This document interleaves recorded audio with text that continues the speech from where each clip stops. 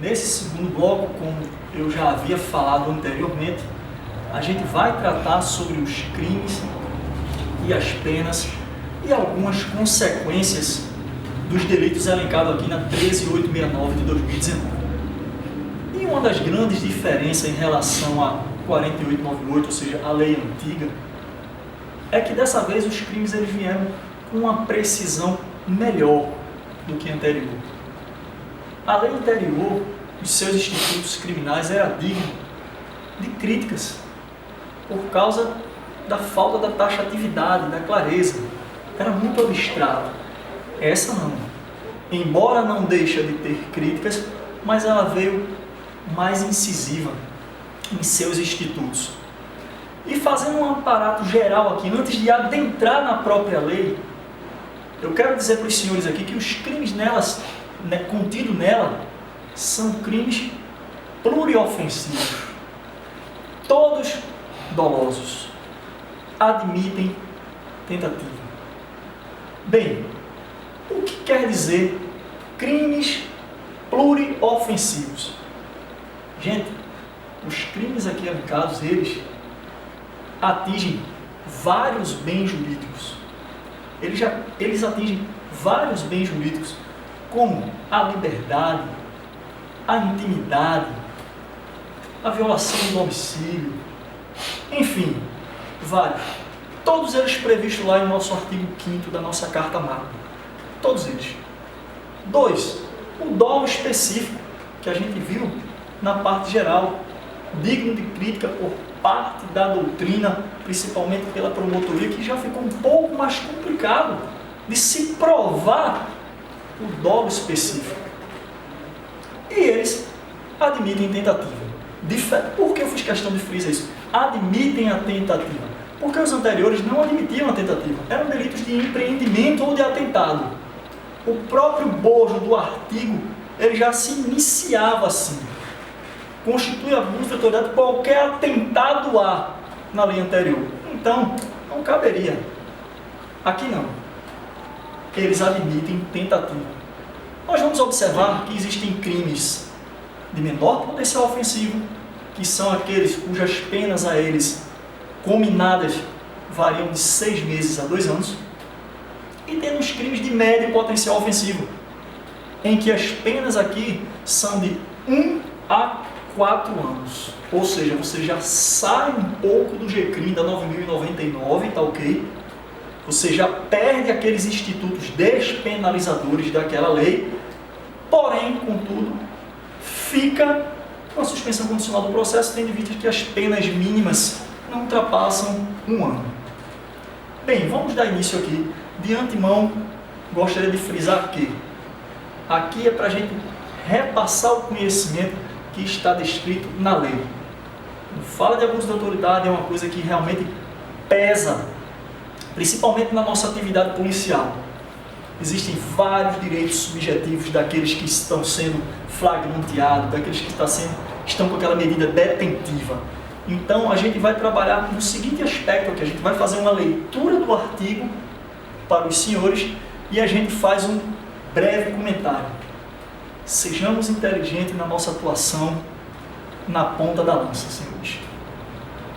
O conhecimento, ele nos leva a lugares onde nem todos podem chegar. E evita um bocado de problema, um monte de problema.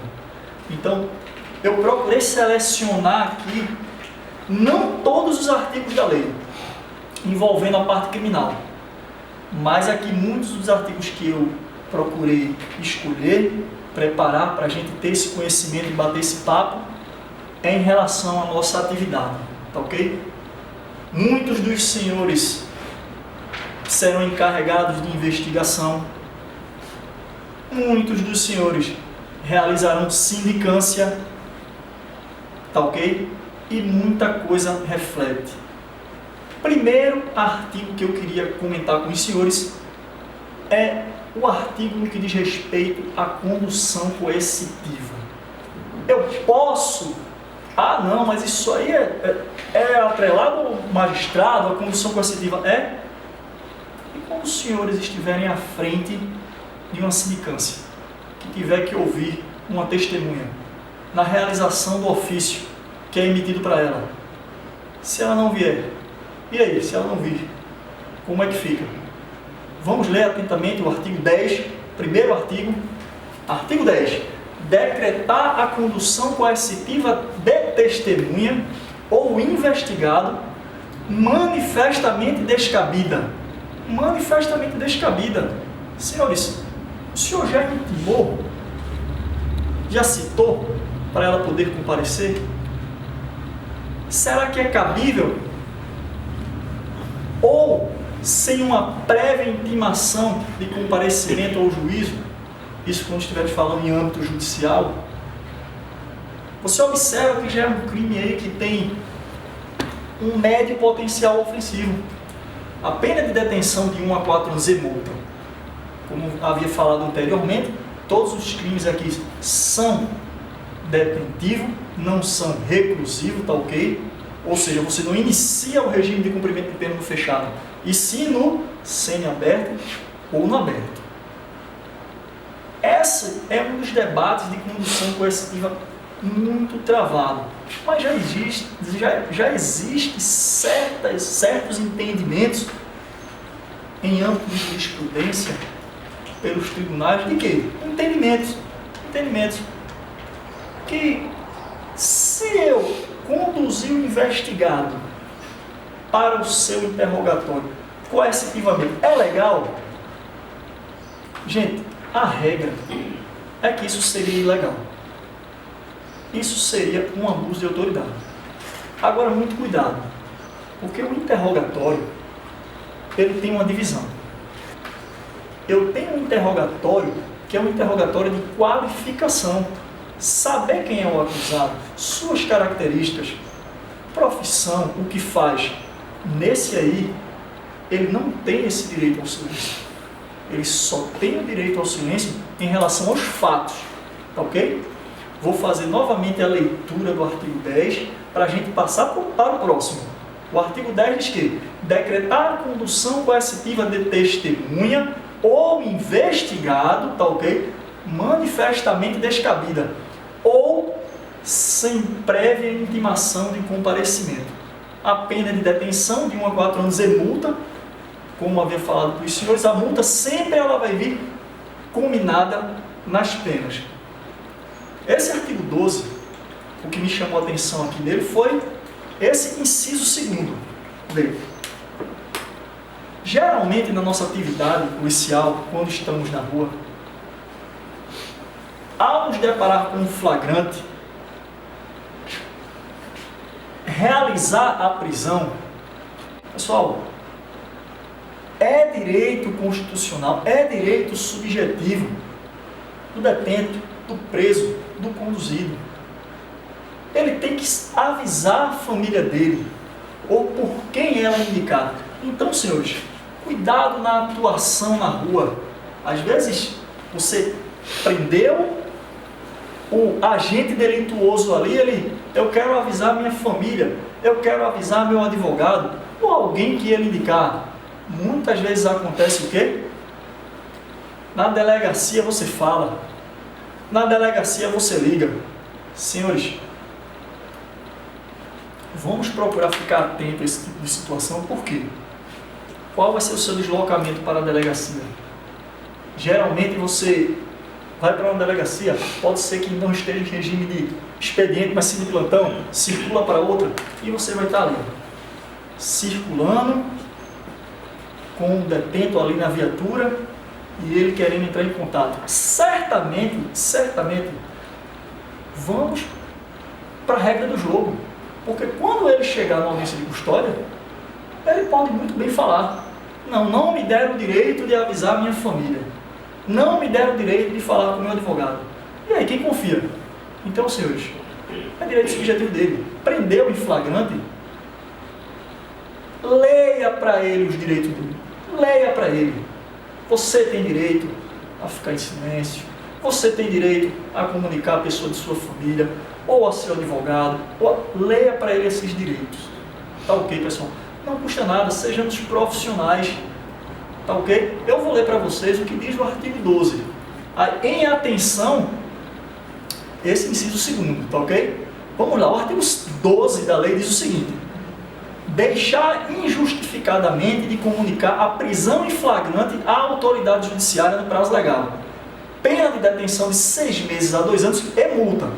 O parágrafo único vem e discorre da seguinte maneira: incorre na mesma pena quem? Inciso 1. Deixar de comunicar imediatamente a execução de prisão temporária ou preventiva à autoridade judiciária que a decretou. Pode ser que os senhores estejam no cumprimento de um mandado de prisão. 2. Deixar imediatamente. Eu fiz questão de dar um destaque nessa palavra, nesse termo, porque é o que diz a literalidade da lei, pessoal. Deixar de comunicar imediatamente a prisão de qualquer pessoa e o local onde se encontre a sua família ou a pessoa por ela indicada. Pessoal, vamos trabalhar com a regra do jogo. Eu vou sempre frisar isso aqui. Quem costuma dizer muito isso é o grande advogado, criminalista, professor Jeffrey Stickini, e ele sempre usa esse argumento. Ele, como advogado, contudo, ele esclarece muito bem para nós atuantes na rua. E o inciso terceiro diz que deixar de entregar ao preso no prazo de 24 horas a nota de culpa assinada pela autoridade com o motivo da prisão e os nomes do condutor e das testemunhas. Ficou claro, pessoal? Esse artigo 12. Leia os direitos do preso. Você tem o direito de permanecer em silêncio. O senhor tem direito a avisar a pessoa da sua família ou a que ela indicar. Repito e friso mais uma vez. A intenção aqui não é defender A, não é defender o lado B, nem. É a gente ter o conhecimento da lei, pessoal. Tá ok? Vamos trabalhar com a legislação debaixo do braço. Antes de adentrar no próximo artigo, existiu um julgado na Corte Suprema. Existiu não, houve um julgado na Corte Suprema em que a ministra Carmen Lúcia, ela disse o seguinte, na Suprema Corte: o ser humano não é troféu para ser apresentado por outro, inclusive com alguns adereços que podem projetar ainda mais uma situação vexaminosa e de difamação social. Pessoal, diminuiu e muito, mas ainda acontece. Acontece um flagrante, prende, picha o cidadão, filma o cidadão, fazer com que ele ovacione a corporação. Pessoal, agora passou a ser abuso de autoridade. E certamente, em uma audiência de custódia feita com o preso, ele vai falar. Nós que estamos na ponta da tabela, na ponta da lança, vamos nos policiar, principalmente os senhores graduados que estão e estarão no comandamento. Tá ok? E esse julgado deu base a esse artigo aqui, ó. Olha o que diz o artigo 13 da Lei 13.869 de 2019, a nova Lei de Abuso de Autoridade. Constranger o preso ou o detento mediante violência, grave ameaça ou redução de sua capacidade de resistência a, inciso 1, exibir-se ou ter seu corpo ou parte dele exibido à curiosidade pública. Minha gente, não adianta dizer que não acontece, pois isso acontece. Diminuiu bastante, mas vez ou outra ainda acontece. Chega na delegacia, o cara está entrando com a cabeça baixa, alguns desavisados, não têm o conhecimento da lei, ele levanta a cabeça e mostra para o público, ou parte do corpo dele exibido, para a curiosidade pública. Sejamos inteligentes. Seguindo, olha o que diz o inciso 2: submeter-se a situação vexatória ou a constrangimento não autorizado em lei. O que é isso, pessoal? É eu fazer uma filmagem do detento, mandando ambos se beijarem, mandando eles ovacionar a corporação. Lembre-se, senhores, a minha intenção aqui é passar para os senhores o conhecimento da lei, tá ok? Vou sempre frisar isso para não haver uma conotação distorcida desse nosso bate-papo aqui, tá ok? E o inciso terceiro, o que é que diz? Produzir prova contra si mesmo ou contra terceiro. É eu constranger o cara, eu forçar o detento, ele criar uma situação, muitas vezes para fazer valer aquele flagrante. Entendeu? Muitas vezes para fazer valer aquele flagrante. Pena de detenção de 1 a 4 anos e multa, sem o prejuízo da pena combinada à violência. Você vê que já é um crime de leve potencial ofensivo, tá ok? E se eu somar a pena do cometimento da violência, essa pena mínima ela pode ultrapassar, tá ok? Então, vamos ficar atentos a isso. Vamos para o próximo artigo? Vamos lá, vamos beber o conhecimento para pautar as nossas atividades na hora do combate. Artigo 16. Gente, não adianta. Vou repetir novamente. Diminuiu bastante. Vários atos desarrazoados da corporação diminuiu. Mas ainda temos algumas falhas em alguns pontos. Olha o que diz o artigo 16. Deixar de uma conduta omissiva. Identificar-se ou identificar-se falsamente ao preso por ocasião de sua captura, quando deva fazê-lo durante a sua detenção ou prisão. Crime de menor potencial ofensivo de 6 meses a 2 anos e multa. Parágrafo único diz que incorre na mesma pena quem, como responsável por interrogatório em sede de procedimento investigatório de infração penal, deixa de identificar-se ao preso ou atribui a si mesmo falsa identidade, cargo ou função. Pessoal, na rua, o preso, além de ter direito ao silêncio, além de ter direito a avisar uma pessoa da família ou quem por ele indicar o seu advogado, ele tem que saber quem é que está prendendo e quem é que está conduzindo. Um conselho aqui é dado: evitem redes sociais. Isso aí expõe muito. Muitas vezes o cara é preso, ele sabe quem foi que prendeu ele, da prisão, começa a observar a rede social do policial. Somos profissionais. Escolhemos uma profissão que é um sacerdócio. A gente gosta disso aqui. Está no sangue. Mas sejamos inteligentes. Tá ok? Foi pego, prendeu, ele tem direito a saber quem é você. O artigo 16 ele deixa claro isso aí. Vamos nos abastecer de conhecimentos. Artigo 20.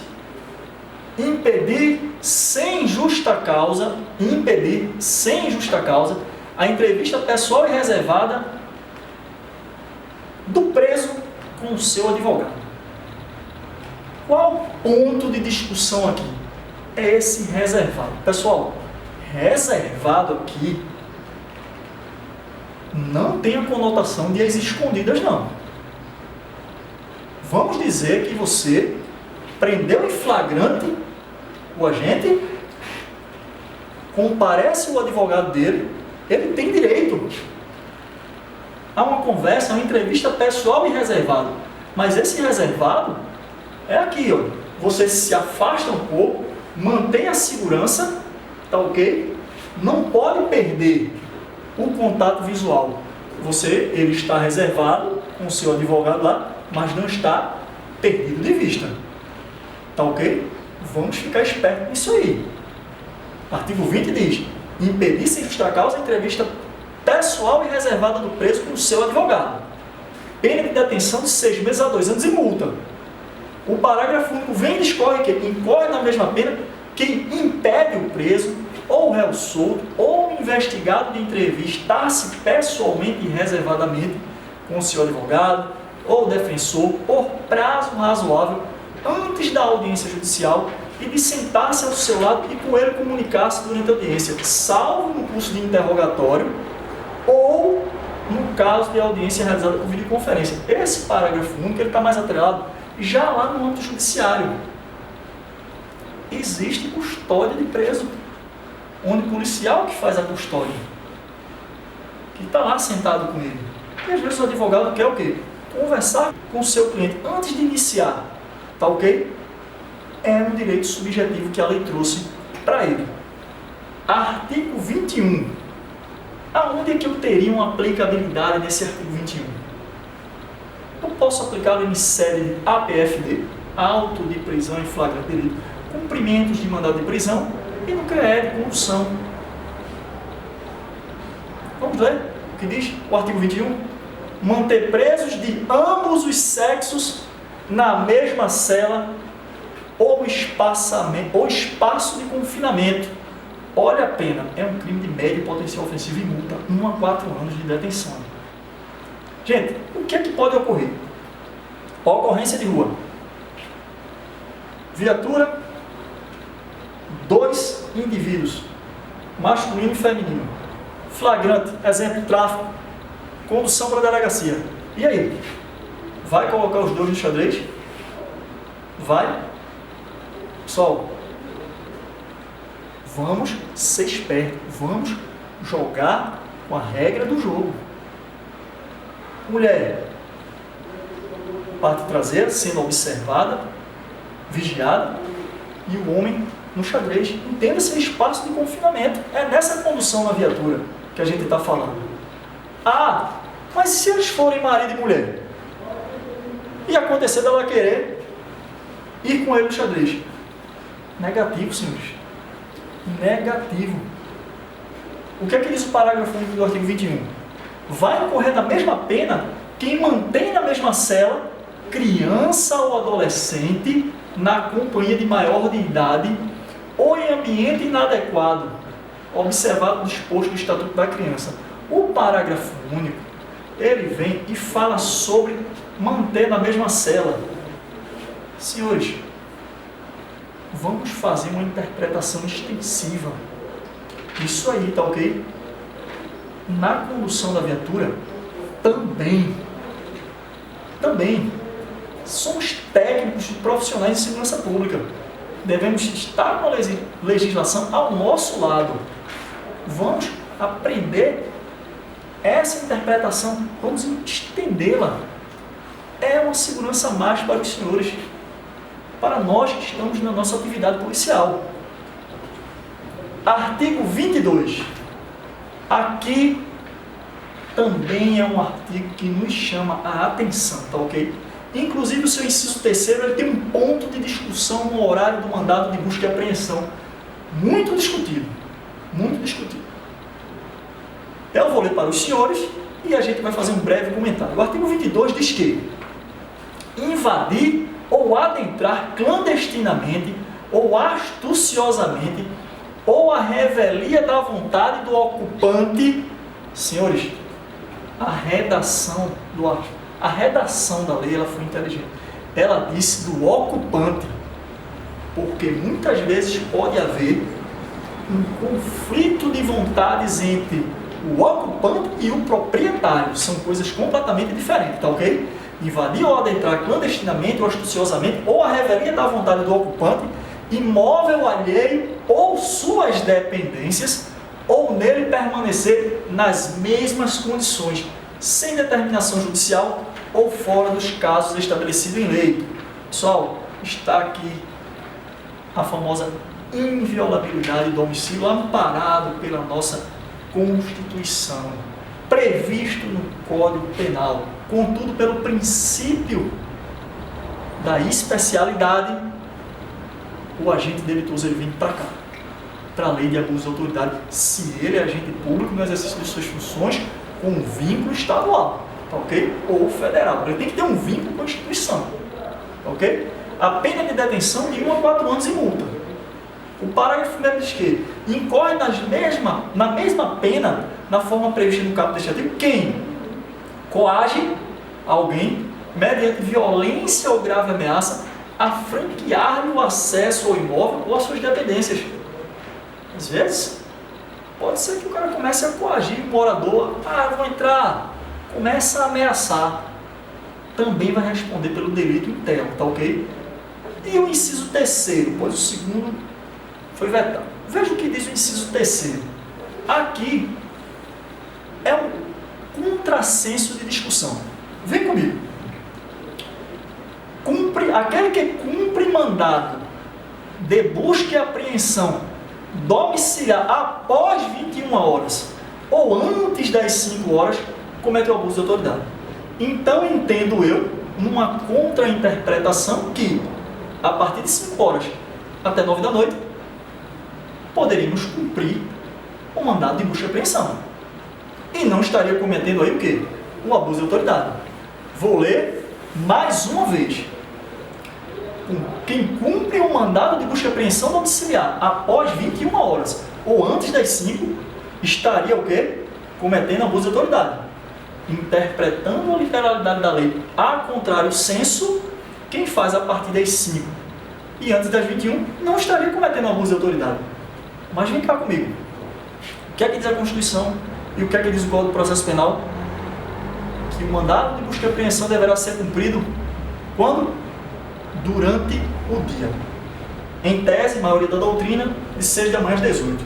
Aí eu pergunto, esse horário de 18 às 21 horas, nesse intervalo, e aí? E aí? Vamos para as discussões? A lei diz de 21 às 5 da manhã, se cumprir, abuso de autoridade. Interpretando ao contrário do senso, a partir das 5 até às 21, eu poderia, e não estaria cometendo abuso de autoridade. Só que quando vamos para a Constituição, vamos para o Código de Processo Penal, está lá, que o mandato judicial deve ser cumprido durante o dia. Em tese, por parte da doutrina, 6 a 18, a aurora ao crepúsculo, enfim, aqui não vem ao caso. A questão é, e nesse horário de 18 às 21, nós estaríamos desacobertados? Bem, aí é onde adentra as discussões.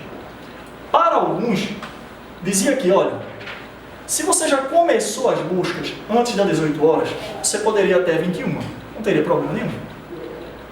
Se você, a outra vertente já diz que, olha, cuidado, você pode fazer até 21 horas, vamos ver que você entra de 19 horas. Você não estaria cometendo um abuso de autoridade, porque estaria parado até 21, porém a prova seria ilícita. Como a lei é nova, vamos ter que ver o caso concreto. Vai ter que olhar o caso concreto. Mas, desde já, vamos ficar espertos nisso aí, tá ok? Vamos lá, artigo 23.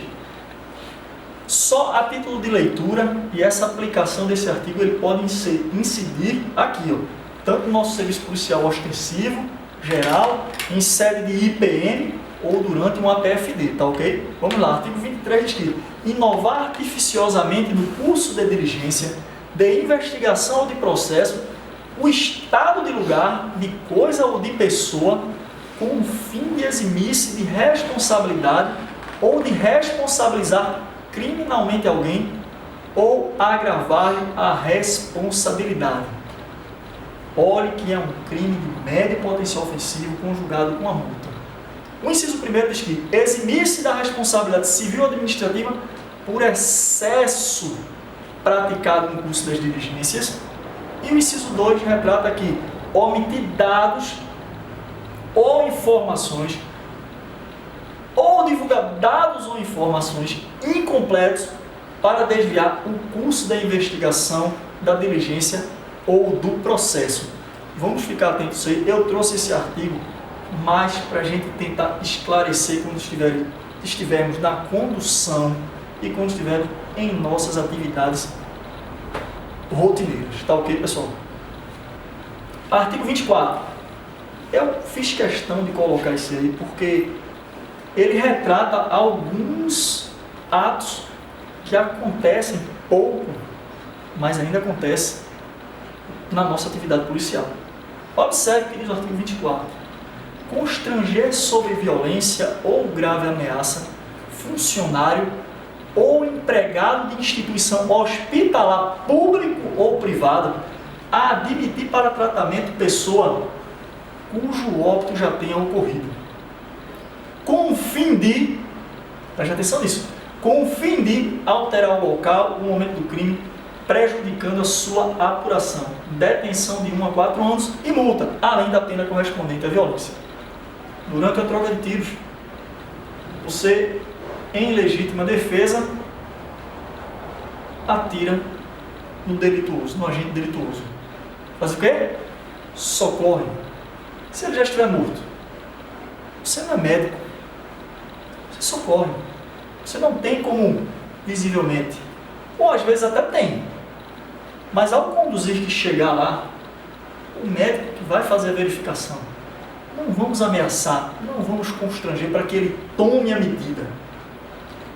Aí é onde vem a importância daquele dolo específico. O promotor, na hora da acusação, ele vai ter que ter aquela base que você fez isso com o fim de alterar o local ou o momento do crime para prejudicar a sua apuração. Só que, pessoal, acontece muito. Se o cara morrer durante o deslocamento, vir a óbito durante o deslocamento, muitas vezes também a viatura está passando, alguém pede um socorro, aconteceu um crime, pede um socorro, você bota na viatura, e se morrer durante o deslocamento, aí vai parar a viatura, colocar ali? Não. Senhores, procedimento padrão. Chegou no hospital, o médico decretou lá, o óbito, faz o quê? Procedimentos cabíveis. Liga para o IML, aciona as esferas competentes para lhe resguardar, tá ok? Artigo 27. O que é que diz o artigo 27? Aonde que eu poderia aplicar esse artigo 27? Tanto no IPM, em outro procedimento administrativo. Os senhores graduados provavelmente vão estar à frente de PAD, sindicância, tá ok? Vamos para a leitura do artigo 27. Requisitar instauração ou instaurar procedimento investigatório de infração penal ou administrativa, em desfavor de alguém, à falta de qualquer indício da prática de crime, de ilícito funcional ou de infração administrativa. Olha que é um crime de médio potencial ofensivo, tá ok? Vem o parágrafo único para nos dar uma certa resguarda, uma salvaguarda, onde ele diz que não haverá crime quando se tratar de sindicância ou de investigação preliminar sumária devidamente justificada. Por quê? Se o caput traz que eu vou responder por um abuso de autoridade, se eu requisitar sem qualquer falta de indícios, mas a sindicância, a investigação preliminar, ela vem para me dar esse indício. Tá ok, senhores? Vamos ficar atentos a isso aí. Esse artigo 32, ele já veio com o embasamento da súmula vinculante 14. É aquele artigo do advogado mesmo que vocês estão vendo. O advogado, ele tem direito. Ele tem o direito de dar assistência ao seu cliente. Ele tem direito de observar o processo. Ele tem direito de observar o procedimento administrativo que pesa contra ele. Só que um detalhe. Esse direito dele é limitado. Não é amplo. Ele é limitado. Ele só pode incidir e observar aquilo que já está documentado e vou mais adiante. Desde que essa documentação não diga respeito a futuras diligências. É o que a gente vai inferir da leitura do artigo 32 e vou conjugar também com a leitura da súmula vinculante. Olha o que diz a redação da súmula vinculante, que deu base a esse artigo.